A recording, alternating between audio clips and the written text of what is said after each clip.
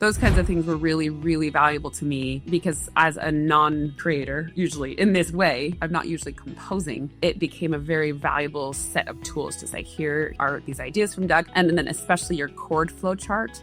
That was the best thing ever. Oh, that is my favorite tool of all. I mean, your entire class. Oh, that's great. I love that. Welcome, everybody. It's Doug Pugh here on Latter-day University channel, and I'm super excited to welcome a friend and former student of mine, Christina Bishop, onto the show today. Welcome, Christina. Glad you could join us. Thank you for having me. Christina is a very gifted musician. She has degrees in choral conducting from BYU, both an undergrad and a master's degree. And I believe you did some study at the Eastman School for a while you lived in Rochester, New York. And now you're a conductor at the Millennium Choirs and Orchestra. Is that right? Millennial. That's great. Well, I'm super glad to have you and wanted to tell everybody about your beautiful song that the friend just picked up. You have this wonderful two-part song that you wrote during one of our classes here in the Latter-day University. I want to hear the story of this song, and so people can know a little bit of behind the scenes of what they're going to see. And just for reference, if you look up the March 2025 Friend magazine, you will see Christina's song in the magazine. So we're going to listen to a bit of the song today. But first, why don't you tell us about the genesis of the song, where the idea came from, where the lyric ideas came from, to give a little background. The idea for the song actually evolved over a decade ago. I was living in Colorado, and a friend of mine, Melanie Crockett, asked, what would you teach your kids if you could teach them only one thing? And I thought that was such a thought-provoking question. I chewed on it for a few minutes. Honestly, I was like, what would I teach them? And it really just seems to boil down in my mind. I would want to teach them how to recognize the Spirit for themselves. I can't teach them what that feels like because it's so individual for each of us. But if I could help them learn to recognize it, then they can figure out answers for themselves the rest of their lives. So that is the true genesis of the idea. That's wonderful. Yeah, of course. I mean, you know, when we're writing songs, there's always, I find at least, maybe you can tell me your feelings. I always want to have a reason for the song. I don't want to just write it to write it. I want somebody to be able to have an experience or to share a bit of my testimony.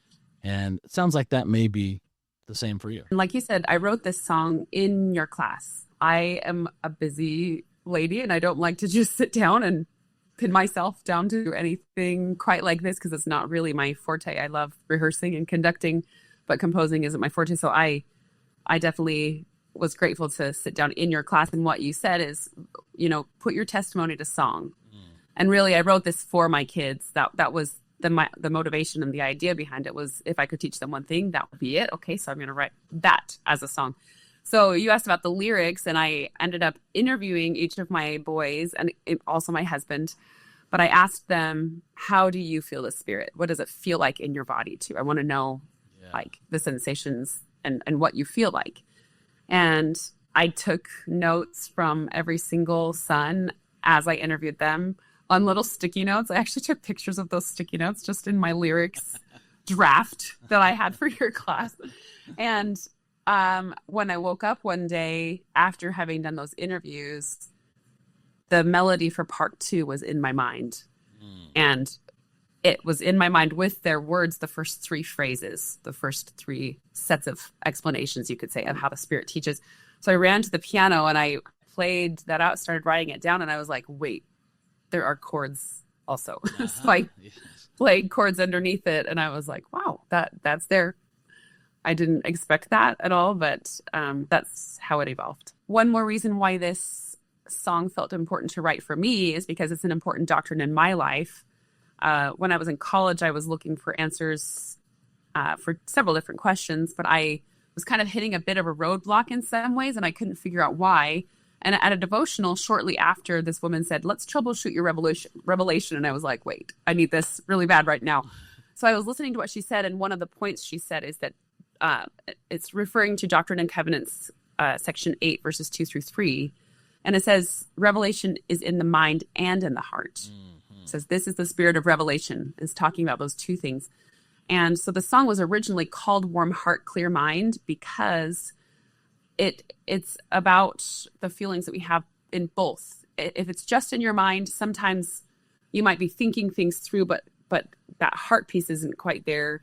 Sometimes for me, I just love people and have a loving feeling a lot of the time. But then if I really pay attention, my mind is kind of like, actually not quite. So if I tune into both, then I really can have access to the spirit of revelation. I feel it in a new way. And as I described that the other day, a dancer friend of mine was like, oh my goodness, you're speaking my language, because I kept doing this. And she said, when we align the mind and the heart, it's almost like it then goes down to our feet. And that's what allows us to move forward and take the next step that is the right next step for us. So yeah, I love that doctrine. That's a beautiful doctrine. I hadn't thought of it quite like that, but it's almost like out of the mouth of two or three witnesses, right? To have a corroborating backup, because maybe an inspiration will first come to the mind, but then does the heart corroborate it? Or maybe something first comes as a feeling, does the mind match? And I like that idea of alignment. I can just see a dancer standing straight and aligning. Yeah, that's a beautiful doctrine. Yeah, so to be able to teach that very important, crucial personal revelation lesson through a song is pretty special, because, I always remember President Packard talking about when he was in World War II in a bomber jet over the Pacific, and terrified out of his skin, and I am a child of God came into his mind, and just the thought of it calmed him down. And that's kind of what happens here when we write songs like this with this intent to bless another and teach a doctrine. The very thought of that song has the potential to bring back those feelings and help us remember in a way. This happens with smells, right? You might smell something and you remember a summer at your grandma's house 20, 30, however old you are, years ago. And the same with the song, but even more, a testimony remembrance can come back through a song as well. It's pretty special. Yeah. So I really do believe that with this, and I know that it's not just mind and heart, but that idea of them aligning is really important to me personally. But that's part of why I said we all feel the Spirit differently. So how does the Spirit speak to you? That's the question. Yes, very true, very true. That's excellent. Let's take a second and look at some of the lyrics before we listen, to give people an idea of what they sound like. So here is, you can see on screen her song as printed in the end, the friend. I was going to say the end sign. So the first part, you can see we have a 2-part song here. This is kind of like a child's prayer, how you do one melody first and then come back and sing the second melody with the same piano part. And then there's a third time through where both melodies occur at the same time. So the text of the first part is, when God speaks through the Spirit, what do you feel inside? When calling on the Lord for help, how does the Spirit guide? When pondering the Scriptures, what tells you they are true? When praying for forgiveness, how does Father comfort you? Okay, second page. How do you know God loves you, that you are in His care? When feeling sad or lonely, how do you know He is there? We're different, and we hear Him through different feelings too. How does the Spirit speak to you? So before we go to the second part, I really love that because of the questions, right? We can just imagine a child having a conversation with a child. Mom, how does it sound? Like what? These are very childlike kinds of questions. Are these like word for word things that your sons said? It was actually the words in part 2 that they said. So I wrote down how they feel the Spirit. It goes both ways, though. So what you just said is the child might be asking a parent, and that's very true. And in this case, I asked them, how does the Spirit feel? How do you feel the Spirit? And they answered, and in response, they said things like, warm heart, clear mind, a spark inside. Nice. Okay, well, perfect segue to look at the second part. So let's jump back to the sheet music here really quick. So here's the second part. Warm heart, clear mind, a spark inside, calm smile, sweet tears, God's comfort soothes my fears. Bright soul, glad voice, strong faith in my choice, Pure thoughts, light shines, true peace in heart and mind. And then we have a little tag at the end where everybody comes back and sings true peace in heart and mind. Beautiful, beautiful. Now, let me ask you, I'm curious to hear actually your experience. I know I was in the class with you. Of course, I was teaching the class and you were there. But I get so busy helping everybody that sometimes I don't get a chance to ask questions like these. You know, writing lyrics, for me, I find is the hardest thing of all. I much rather get into the music. Some other people, the lyrics come quickly. What were some particular challenges or things maybe you didn't expect about writing lyrics? Part 2 came pretty quickly for this one because, like I said, it was my kids' words that started it out. But the interesting thing, like I said, is I woke up with the melody in mind with some of the words, and then the whole rest of the melody mapped itself out. And then in your class, part of this second melody was in my mind already, and I thought maybe that was part of the same song. But then as I was sitting there, I realized, wait, those actually fit together. I think this is 2 parts. I could hear them overlap, and I said, oh my goodness, this is a 2-part song. So then I had the ideas for what each part would encompass. One would be questions, the other would be the answers. And I had part of the answers there. But then after the melody was all laid out, and even in part 1, most of the melody laid out, it was all written out, even with chords. That came much faster for me. And then I had to go back, and I felt like I had to go chisel out the words, find them somehow. Yeah. Because, I mean, the questions were clear questions. I just brainstormed. Even in class, I brainstormed with people. I brainstormed with my family. What are different ways that we might ask about how people respond or feel the Spirit in their lives? So that's how the series of questions came. But they needed to be right and in the right order. And I am very, very picky when it comes to that. So it was hard. That part was hard. Yeah. The words were difficult. I tend to do really well with words in general. I can do a rhyme scheme easily. I come up with quippy, silly little poems all the time. So that's not usually the tricky part. And even beats, rhyme schemes, that comes really naturally as a choral musician. Sure. But getting it all lined up well is hard for me. It really was tricky. It is. Yeah. Before we jump into listen, I have a question about that. You know, every student who comes to my workshops, we all have some similar background where most of us have played the piano to some degree, maybe the organ. Some people have experience singing, others conducting. You have a lot of experience conducting and playing and singing and performing, as do I. And so it's interesting to watch each person based on the experience they have come and see where what things are already strong and where some holes are already. But as a professional choral musician and conductor that you are, with lots of experience and a strong pedigree, did you find that it was the same part of your mind that you use when you're performing choral music, or was this a totally new experience musically for you of creating music? Is that right? Because it's one thing to analyze music and perform music. It's a little different coming up with it. This is a fabulous question because it really is a different part of my brain completely. The creative process is something that I haven't tapped into a lot when it comes to music. I have written things in the past. I mean, it's not like I've not done anything, and I had some experience in a choral arranging class, but really this is completely different. Analyzing music is my forte. I love rehearsing. I love time management. Those are my babies. But this was it's very different. So, and for me, I really am in so many ways a perfectionist. So really getting it to feel like it was falling into place right. And I would know when it wasn't. And that's the part that bothered me, because it would sometimes take a long time to get to where I felt it was finished.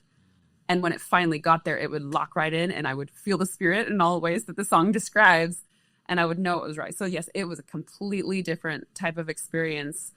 And if you don't mind, I wanted to tell you the things I loved so much. I mean, I came with a lot of experience, and I didn't need as much workshopping on the lyrics in the way that you were teaching people, because some people were just setting it in with, here are the beats and different rhythms. And that's a really useful tool for so many. Yeah. And for the first couple weeks, I would have that music there, and I'd be working on lyrics kind of in my own. But I loved when we got to piano accompaniment And you talked about adding the third, making sure that the third is in there, coming up with piano mantras and different ideas that can carry through the song, or if you wanted to switch at different points. Yeah, I'm a conductor as well. In fact, we're performing Mahler's First Symphony this week with my dad's orchestra. I'm the associate, and I play the bass in the orchestra. So I spend a lot of time doing what you do as well, studying and breaking it down and the phrases and the chords and how does it all fit together. And, that's very much a creative process as well. Interpreting a piece of music is a creative process, and us composers would be nothing without performers, right? So it's very much a collaborative thing. But now that you've had some more experience writing, how has that changed your perspective as a conductor, or has it? What I would say that it's changed the most is just a complete and utter appreciation for what composers do. It's unbelievable. I'm constantly conducting things that are pages and pages and instruments upon instruments. And I had such a hard time writing 2 pages. And when I say hard time, like I said, some things came super fast. Some things were really natural, very easy. But this process of composition is something I really respect. And I'm just in awe, truly, of composers like you, the people who write music I conduct. It's just phenomenal, that whole process. So just a great appreciation. And truly, I'm in awe of people who write things prolifically or that are long and extensive. Well, now you can include yourself in there. You've got 2 pieces that have won awards from the church, and you're published in The Friend. So lest you still disbelieve if you're a composer or not, I dub thee composer. You are a composer. Okay. And now we've got proof. One of these... You've got proof. It's published. Okay. Right. And one of these days, I think I'll officially believe you. Well, whether you do or not, I believe it. So take that. Thank you. Thank you, Doug. Well, let's listen to the song here, and then we'll come back with a few last questions.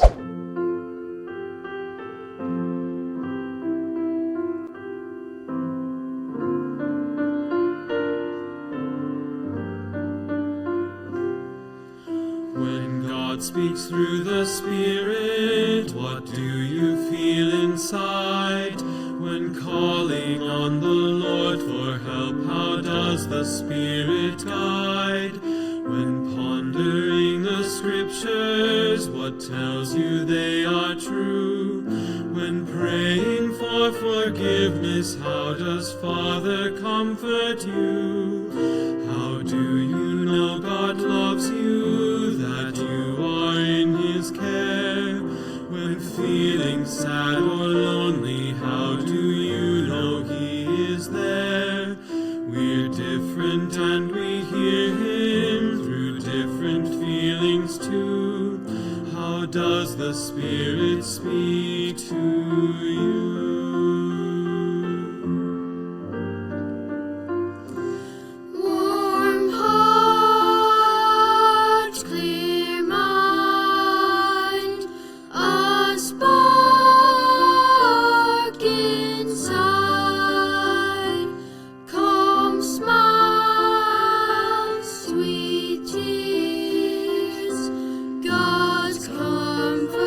Soothes my fears.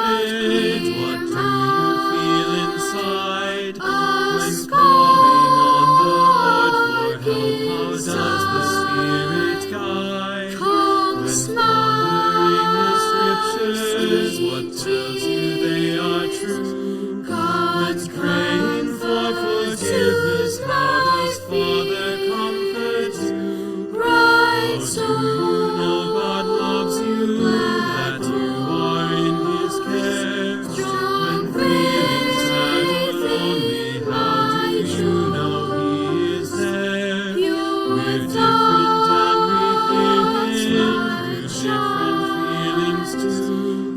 How does the Spirit speak to you?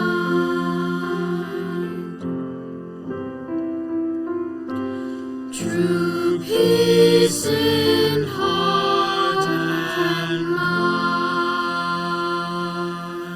mind. Well, beautiful song. I'm so glad we get to share this with everybody. And I hope everybody will really take some time and print this piece off and play it with your family, maybe sing it in some family home evening time or with your ward. It's a really beautiful piece.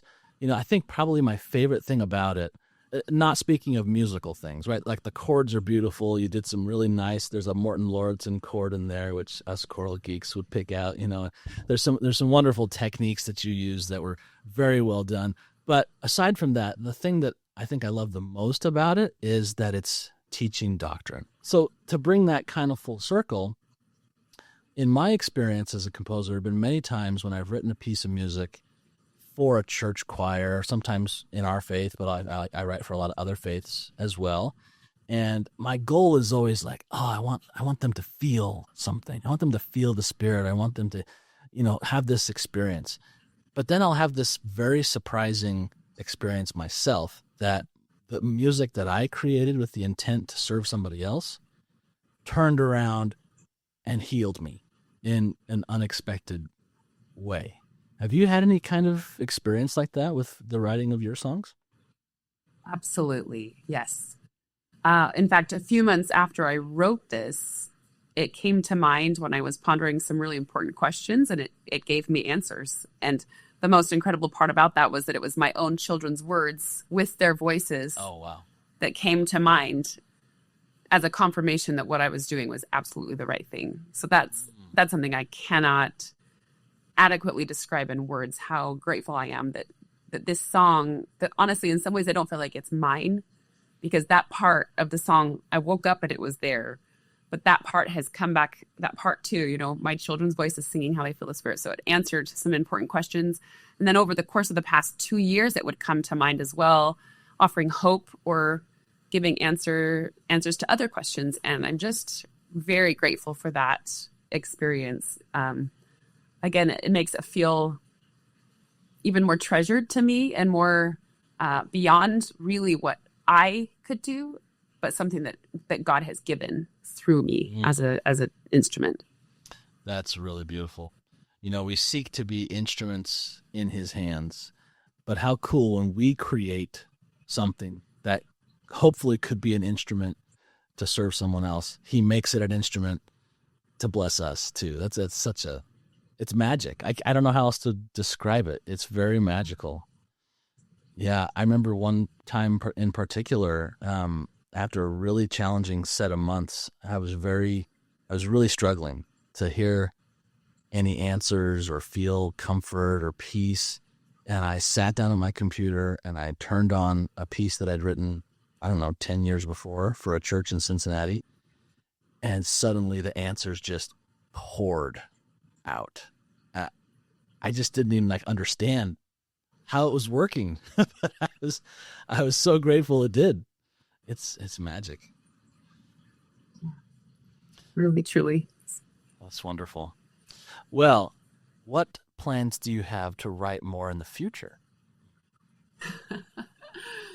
Well, like I said, I'm not as much a composer as other things, so I don't really have a lot of plans. But I do have one idea that keeps kicking around in my brain, so I probably need to write it down. But it's inspired by my dad. He loves Benson's talk on pride, and it actually is one of my very favorite talks because of his passion for it, I think. Combined with a song he used to play when I was a kid. So I don't know that it's kind of a rock and roll bass line though, so I don't know that it's really like a church song, but it's in my mind, and I'll probably write it at some point. I don't know that anyone will ever see it besides my family, but that's my main goal, is to get that one down, because it won't go away. That's great. I love that. And there's plenty of songs that are kind of borderline nowadays, like, is this Sacrament Meeting appropriate? Well, it's up to your bishop, really. And as a performing musician, you know as well as I do that we can always play it in a way that's a little bit less rock and roll. Right. that can be more appropriate. So don't let that hold you back. Very true. I'll just do it. Yeah, See what happens. Go for it. That's great. Well, Christina, thank you so much for chatting with me today. I wanted people to hear your story, hear the story behind this beautiful song that they're seeing in The Friend. And if anybody wants to grab a copy of the song, just head to the church website, look up the March 2025 Friend, and it's right there. You can download the PDF, and Christina's got a video up on YouTube, which I'll link to in this video below, so you can listen again. Thanks very much, Christina, and hope to see you soon.